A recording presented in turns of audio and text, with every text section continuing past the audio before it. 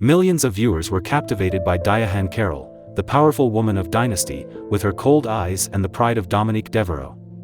But behind the glittering lights, her life was written with pages full of loneliness and hurt. How could a star once honored as Hollywood royalty, with a fortune of $20 million, close her final years in silence?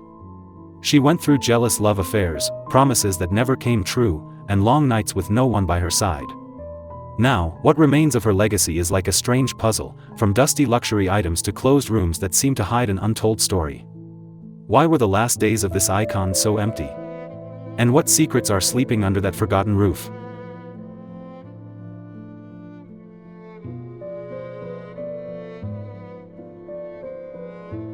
Diahann Carroll, born Carroll Diahann Johnson, was born on July 17 into a working-class family. Her father, John Johnson, worked as a subway conductor, a steady but modest job. Her mother, Mabel Falk Johnson, was a dedicated nurse, accustomed to a fast pace and attentive care.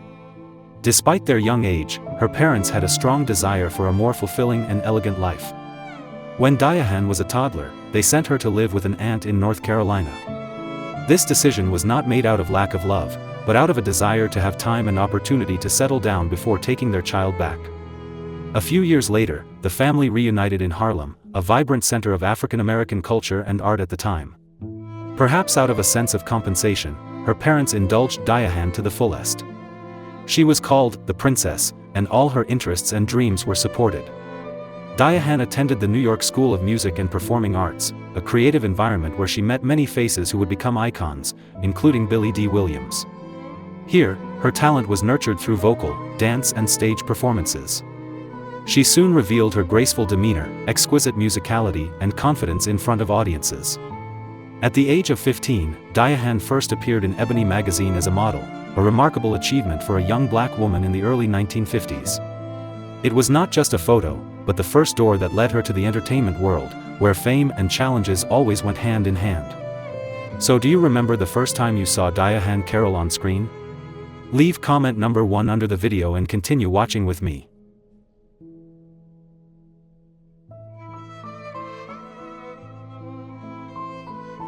Today, among the glitzy skyscrapers of West Hollywood, Sierra Towers still stands as a symbol of luxury that only the biggest stars can call home.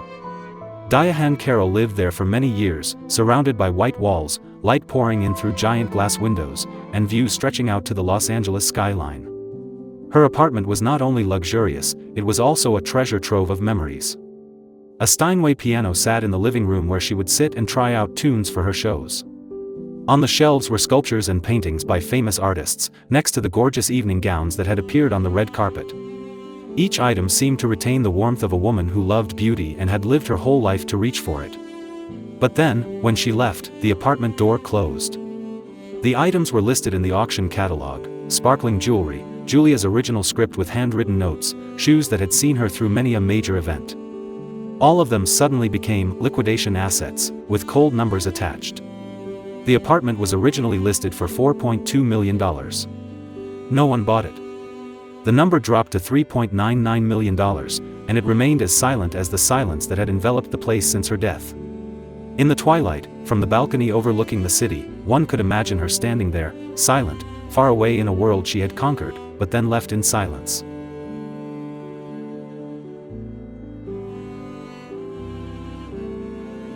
From a Harlem teenager, Diahann Carroll began her journey to the big lights with talent competitions.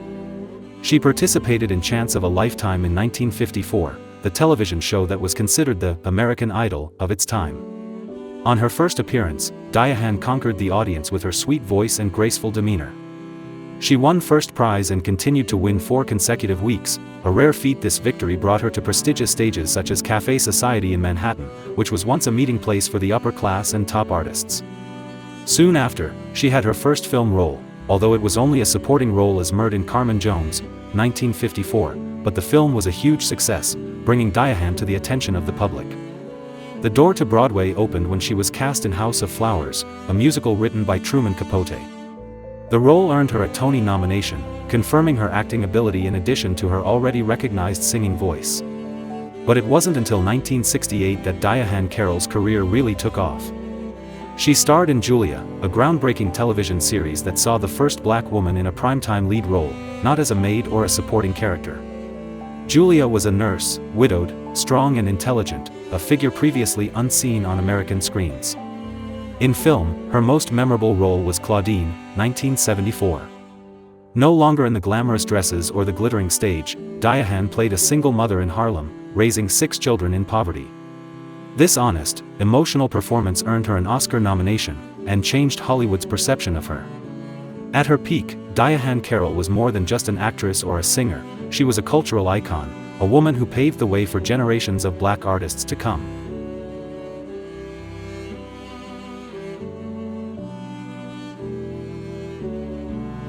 Diahann Carroll rose to the top of her career, but her love life was a series of challenges. Most of the men who entered her life appeared charming and strong, then left, leaving scars. Monty Kaye, her first husband, married in 1956.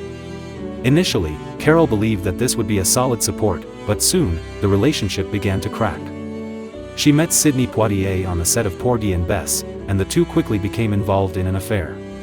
Carroll fell in love with Sidney so much that she came home and confessed to Monty that she wanted a divorce. Sidney promised to leave his wife to marry her, but throughout the 9 years of their relationship, that promise remained on her lips. When Sidney finally divorced, he changed his mind, saying that he was not ready to commit. The climax came when he set an unreasonable condition: Carroll had to live without her daughter for 6 months to test the relationship. She refused, and Sidney promptly kicked her out of the apartment he provided. After Sidney, Carroll sought a fresh start with Robert DeLeon, an editor at Jet magazine. They married in 1975, but Robert soon quit his job, living off her fortune. He bought everything from expensive suits to a flashy Ferrari, all with Carroll's money. The marriage ended tragically when Robert died in a car accident, leaving her depressed and turning to alcohol for comfort. Next was Don Marshall, a handsome and strong actor. But the initial attraction quickly gave way to violence. When Carroll decided to leave, he flew into a rage, beating and threatening her. That's when she realized this was not only a toxic relationship but also a life-threatening one. After Don, Carroll briefly married Fred Glussman, a businessman. But within 2 months, he revealed his abusive nature, and Carroll promptly ended the marriage.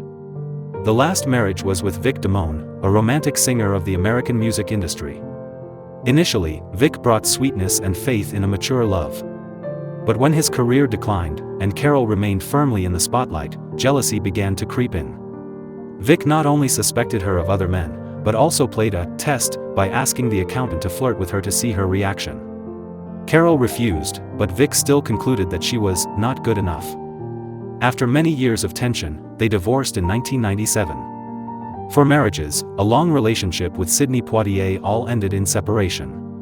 To the audience, Carroll was a model of a strong and proud woman, but behind that was a heart broken many times, having to sew it up herself to continue standing on stage.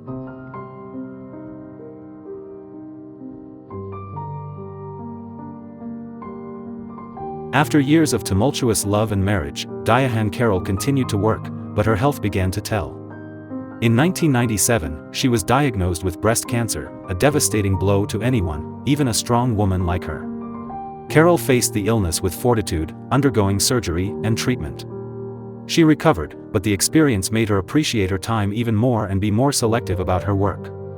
In the years that followed, she continued to appear on television and on stage, but no longer in leading roles. Carroll spent more time with her family, especially her daughter Suzanne Kaye.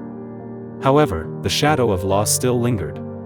Old loves, friends who had passed away, and the fading spotlight, all left a void in her soul.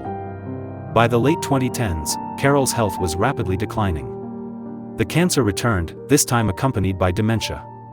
The woman who once mastered the lines and lyrics on stage now struggles to remember the small details of everyday life. In her final years, she lived a reclusive life, rarely appearing in public, only occasionally visited by friends and family. On October 4, 2019, Diahann Carroll breathed her last in Los Angeles, at the age of 84. The news shocked Hollywood and her fans. A long chapter in American entertainment history was closed, leaving behind not only grief, but also the question, what really remains after a lifetime of glory?